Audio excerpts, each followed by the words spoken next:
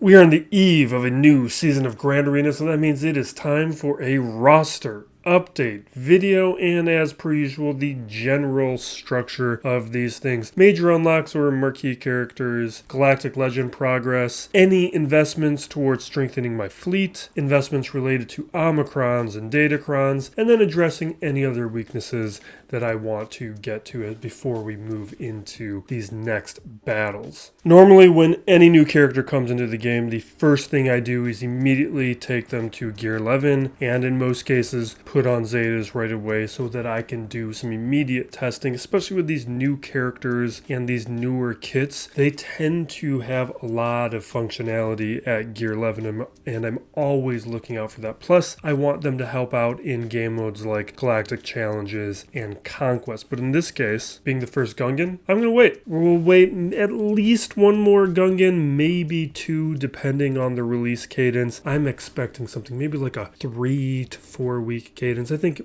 about maybe 1.5 a month this is going to average out to. That's kind of what we see for the course of a year, about that kind of average. And because we can't do any testing right now until we have more Gungans, these kinds of investments just isn't going to do anything, so we're going to wait. The Kairos will be saving, the Zetas will be saving, but I will just throw down these Omegas because they don't mean anything anymore to me.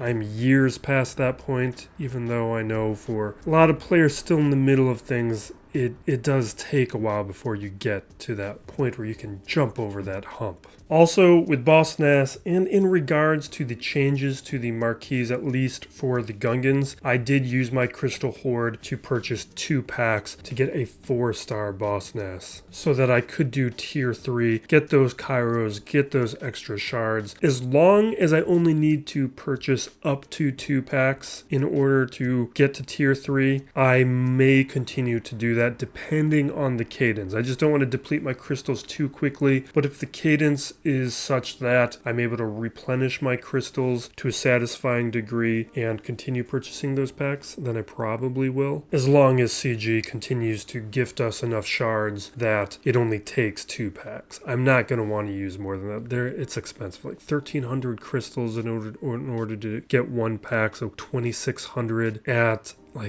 3,009, almost 4,000, that's not something I'm going to want to do. But for 2.6, I can talk myself into it. A brief look at the status of the Hoard before we start throwing a lot of this gear and relic materials down onto characters. If you want to see this more in detail, you can just head over to the Discord. I've got screenshots up there. Really, for the purposes of watching on YouTube, the only thing to think about here is this is a heat map, which basically says these materials in blue I still need to work on, which is signal data, a couple relic materials, everything else is done, and then Kairos, which these are for more long-term projects like Darth Bane or Mando Bo, Lord Vader working ahead. In terms of what I need right now for Lord Vader, we're already done on Kairotex. Gungans are not at this point factored in, but I have so much of a surplus now on old gear, I'm going to stop tracking it. Then this is the last time you're going to see some of this information. It's just going to be eliminated, and I'm going to consolidate the Gear 12 plus materials together so that more of this can fit onto a single screen. But these counts, we are now weeks away from Lord Vader. Like, we are very close. Couple raids, couple more weeks on the signal data. Mid-March, I think we're definitely going to be there. I did want to give a shout out and a sincere thank you to Tract over on the Discord, who did gift me a Lightspeed bundle. This is a character he's been wanting me to have for a while that I've been refusing to have. I'm not going to claim this right now. I don't know when I'm going to claim it. At some point I'm going to have to, but I guess it's a good problem to have that now I need to account for this. But I want to have Lord Vader first. I don't want to get off the direction and path of everything that I was working towards, so this is something for the future. I know I could claim it and just not go after SLKR, but I am choosing the same way I didn't get this pack for myself or with Ray. These are things I did not want to account for my roster, although it is going to save me a ton of Kairos and signal data and speed things up. So I also want to see if I can get into Kyber 1 without it, because we are so close. And I want to keep pushing towards those milestones that I was working towards beforehand. Our next big project to address is Mando Bo, and we have star progress here with Grogu now at 6 stars and Kelleran now at 5. We will drop those stars on, not drop, but add those stars. Grogu we're almost done with. Like, we are 769 shards away, and Kelleran's more work. Probably another month away from Kelleran, end of March-ish. And then hopefully the Bo event returns. I think we would need to see if Bo returns this month to show or to indicate that the Mando Bo event is a monthly thing, which some people have theorized, but I'm not convinced in terms of that cadence. With the Lord Vader progress, none of these characters at this point are really going to help me, but I think I am going to take Dooku and Newt, at least to Relic 7, because I do get a little bit of work out of my trench squad, and if we can make them a little bit more of a threat, I think there's enough value in that we'll do it now instead of waiting until we have everything accumulated on these characters. There are a couple other things that I want to work on where I think I do want to retain some flexibility in these resources, because there's some couple unplanned things that I want to take on. Plus, we don't know exactly what's going to happen here in terms of release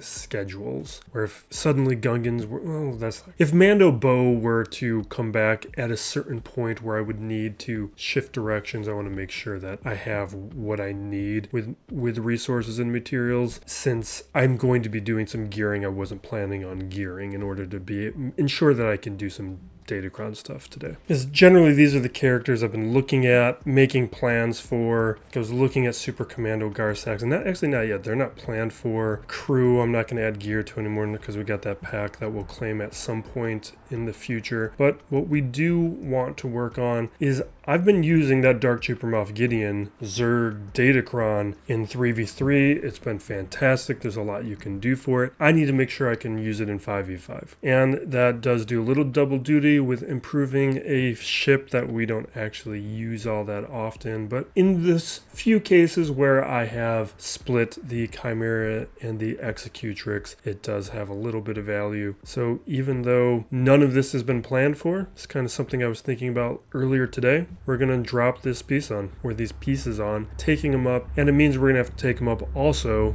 to Relic 3. And this is actually the more problematic portion, is I don't have any flexibility in my carbonate circuit board, so I'm going negative on these, which actually I think there's the pack's in the store right now, so I'll probably grab that pack to make up for these purchases or these relic levels. And the signal data is going to add a little bit time to my farms. But it gives me a pretty significant weapon to bring into this 5v5 season. Long term, I'll look at Stormtrooper at some point, but this is workable for now. And we'll wrap up with a status check of the Datacrons. We're in the last month of the Searching Ambition set. I'm going to be sorry to see this one go with the Afra-Cron, the Bosch Crons. There's some decent stuff here that I've been enjoying, a lot of the stacking offense. But as the Afra-Cron goes, one of the things that we're going to have to consider is maybe I'm going to take Imperial Probe Droid up to Relics. It's not a Cron that I can use right now. Also can't use this Mando Bo Cron, or technically this Grogu Cron. But by the time this set expires, I'm hoping that Bo, for instance, returns and I can utilize some of these. Or at a minimum, I'll be able to use this Grogu one. And then the rest of this, we'll take these maybe up to Relic 3. I don't think we can do too much right now, but we can see if we can improve on the depth of some of those. I'll take that. I like to get a good diversity, even if some of them are popularly considered not as good. Just I want to have the option, because they all may have one team or another that they'll be useful. These are actually good rolls. I'm happy with that. But I don't think we can go higher on anything other than maybe this 4-1. Yeah, we can't do enough for this video, so we're just not going to do it. Over the next week in the next video, you'll see this get filled out while I'm doing more work on feats. Usually, I know other players will prioritize Datacrons before feats. I prioritize feats first, because just never know when life is going to get in the way, and I do not want to run out of time on feats, which usually isn't an issue, but there's been some weeks where I've missed a day or two of doing all of my cheap rolls and doing enough feat work.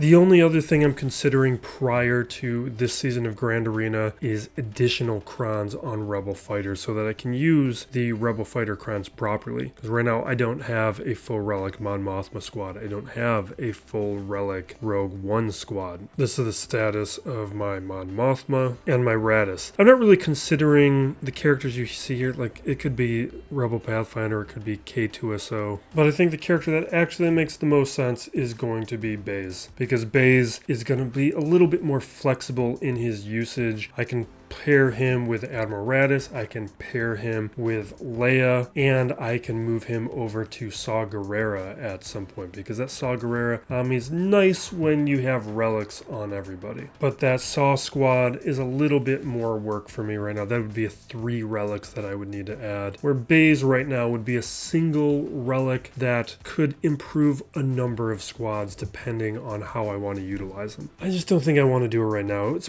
another one of those things I wasn't planning on doing prior to the start of this season. It makes a lot of sense to do it. Maybe I'll do it next week, after I give myself a little bit more time to accumulate the Cairo prods. If it wasn't the prods, I'd probably do it today. Computers, you can buy them in bulk quantities with Get 2, and not as many characters need these, so it's a little bit easier to absorb. Like right now you see that it's Boss Nass, he's going to want them, Treya, like Grief, Fulcrum. There's a number of characters I want to work on that I'll need this, and what I don't have here are a few other characters I would like to have, like Cal Kestis, Warrior, Scion, Brood Alpha. There's a number of characters I would like to have at Relics that I'll need this. I don't really want to be pulling away. But to juxtapose what I'm talking about here, like you can see with the Cairo computer, there's only 3 characters that I've favorited. And actually with Boss Nass, that's misleading because that's looking at the Gear 8 and Gear 9s, and he needs them there, not at the Gear 12. Actually, I think at Gear 12 he needs the computer, not the prod. You can see there's